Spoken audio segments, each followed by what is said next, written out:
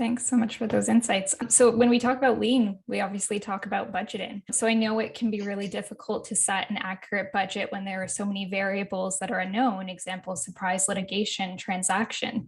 So Jamie, this question is for you. How do you set your department budget, or is it set for you? Yeah, so I think like when I look at my budget, I separate out like the black swan events, so transaction or major security incident, or the two things that I've experienced in my short 3-year tenure, because those are going to cost what they're going to cost. No one's going to say, Jamie, oh, you spent, 100,000, even $1 million more on this $600 million transaction.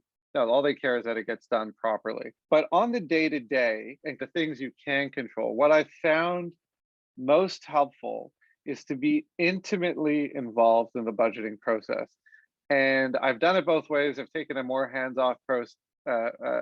more hands-off role in budgeting, and I've been more intimately involved. And I can say that like injecting yourself into the product roadmaps, injecting yourself into the processes, the plans is essential, because when the budget process happens, and at least at companies I've been in, anything could happen. So you don't know whether your board is going to approve a little bit, a lot, some. In our case, we've had some great growth years during COVID, and everything's gotten approved.